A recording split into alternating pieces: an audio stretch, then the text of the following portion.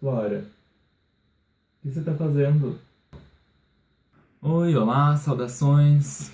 Meu nome é Henrique Pifeta Vieira e hoje nós precisamos conversar sobre Queer Museu e também sobre o fechamento de outras exposições de arte. Linda, linda, linda. Então, no outro vídeo eu falei sobre o incentivo do medo, e agora eu quero me aprofundar um pouco dentro desse assunto em uma situação específica. Eu sei que assim que você lê o título do vídeo e ouviu eu dizendo sobre o que a gente precisa conversar hoje, uma série de pensamentos carregados de opiniões e convicções inabaláveis vieram à sua mente. Até pelo que eu venho falando sobre que medo e ameaça causam reações instantâneas e, de certa forma, radicais. Independente se você é um apreciador de arte ou não, eu sei que a palavra queer museu é um gatilho para pensamentos polarizados, por se tratar de um assunto que causou tanta polêmica.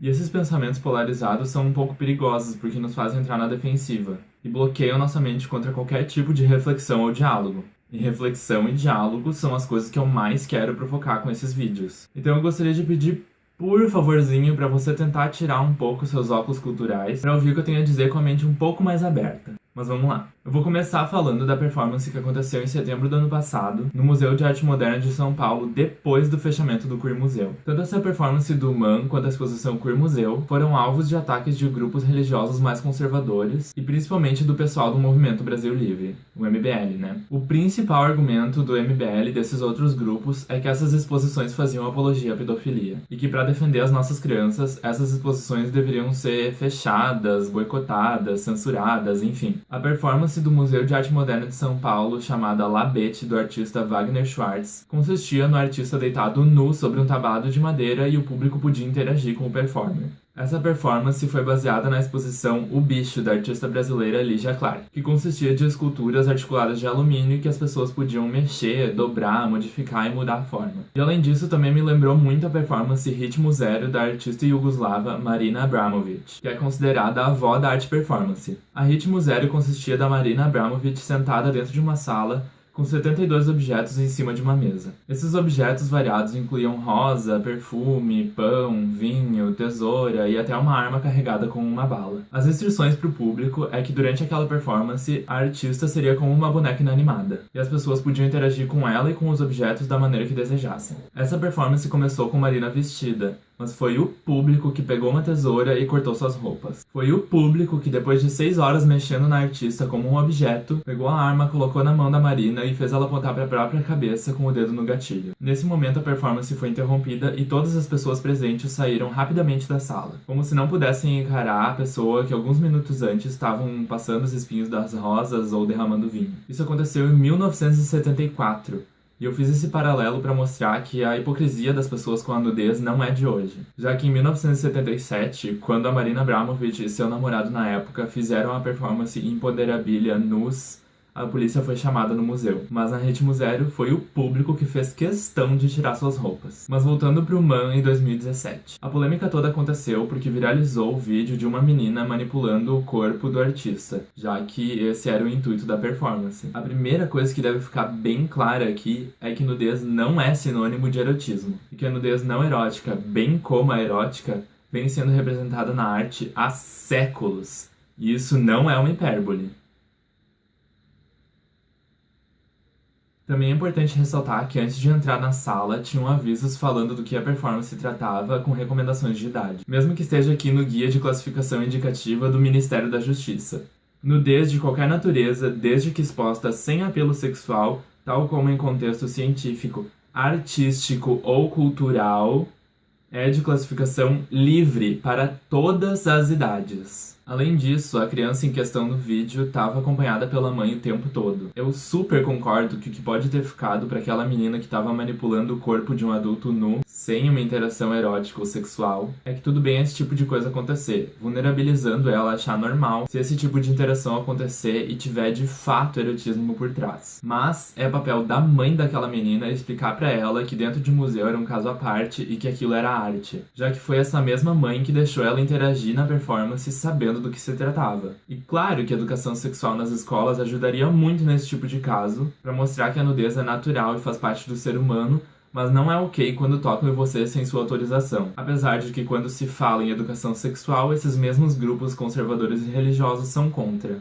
Mas enfim, vamos falar sobre a polêmica exposição Queer Museu, que gerou discursos ainda mais distorcidos. O Queer Museu foi uma exposição de arte no Santander Cultural em Porto Alegre que foi fechada. Uma das obras mais criticadas foi Cenas de Interior, da artista Adriana Varejão. Os grupos conservadores focaram na presença de pessoas fazendo sexo com animais nessa obra, dizendo que isso incentivava a zoofilia. Quem conhece a obra O Jardim das Delícias Terrenas, do artista holandês Bosch, pintada em 1504, sabe que a representação de orgias, inclusive envolvendo animais e plantas, não é novidade na arte. Mas o ponto fundamental é que representar uma realidade na arte não significa, de maneira nenhuma, apoiar ou estimular essa realidade. Na maioria das vezes é justamente o contrário. Muitas obras representam a realidade com um grande teor crítico. E a obra da Adriana Varejão representou cenas do interior, como o nome já diz, do período colonial brasileiro. E convenhamos que zoofilia acontece até hoje, principalmente no interior, mesmo que a gente prefira fingir que não. Representar isso num quadro quer dizer apoiar e estimular? Não, de maneira nenhuma.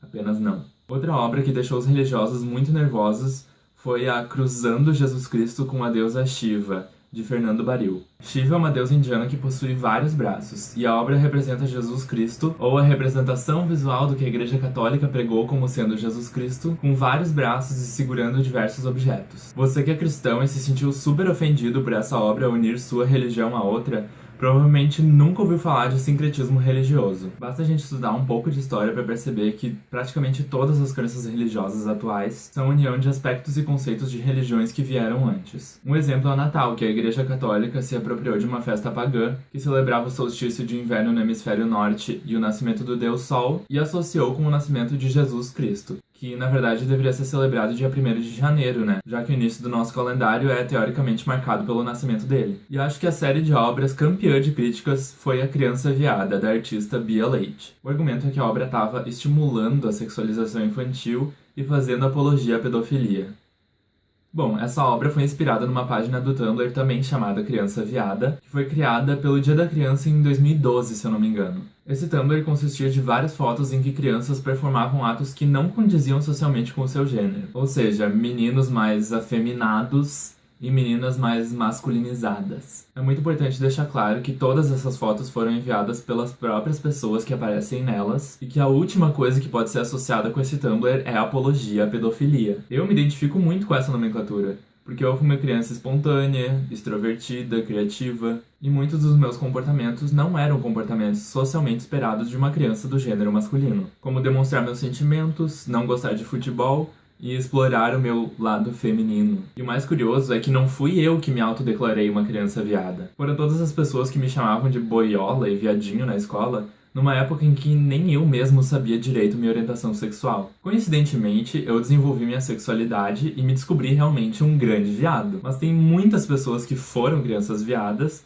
mas que hoje em dia se entendem como heterossexuais. Então o intuito do Tumblr era reunir, em tom de humor, fotos de pessoas que hoje em dia têm orgulho de terem tido esses comportamentos que no passado foram motivo de bullying ou discriminação, enfim. Quem tá sexualizando as crianças não é o Criança Viada e muito menos a obra da Bia Leite, mas sim essa sociedade e essa cultura heteronormativa que aponta e julga qualquer comportamento diferente do padrão de gênero esperado, taxando crianças de boiola e sapatão numa época em que a gente nem sabe o que é sexualidade direito. E muito me admira esses grupos cristãos mais conservadores denunciando sexualização infantil e pedofilia onde não tem, enquanto que nas próprias igrejas tem padre abusando de crianças e sendo acobertado. Ou enquanto que esses mesmos grupos estimulam e acham bonitinho a criança na pré-escola tendo namoradinho. Ou que levam o filho para adolescente num puteiro para ele aprender o que é ser homem. Então não é coincidência que esses ataques hipócritas tenham sido feitos contra essa exposição que levantava questões de gênero e diversidade sexual. Isso é uma tentativa clara de tentar desmerecer e colocar como vilão qualquer coisa que tente questionar os padrões heteronormativos vigentes. Padrões esses que são combustível de muita violência na nossa sociedade. Violência essa que a comunidade LGBT sofre na rua, na escola, na igreja e até dentro de casa. Então quem propaga esse tipo de discurso ou ainda não entendeu o que tem por trás disso, ou já entendeu muito bem e quer mesmo que esse caos e essa violência se espalhe. Eu já disse aqui como é importante para quem quer o poder que o medo tome conta da população, porque o medo convence muito melhor e mais rápido do que qualquer argumento racional. Então eu realmente espero que todo mundo comece a pensar todos os fatores e grupos sociais que uma determinada situação engloba antes de tomar uma posição impulsiva baseada em preconceito e egoísmo. Eu sei que esse vídeo foi bem mais polêmico por tratar de um assunto bem delicado. E eu sei que o próximo vai ter um caráter parecido. Mas são assuntos e discussões que eu tenho muita vontade de levantar e causar uma reflexão mais profunda.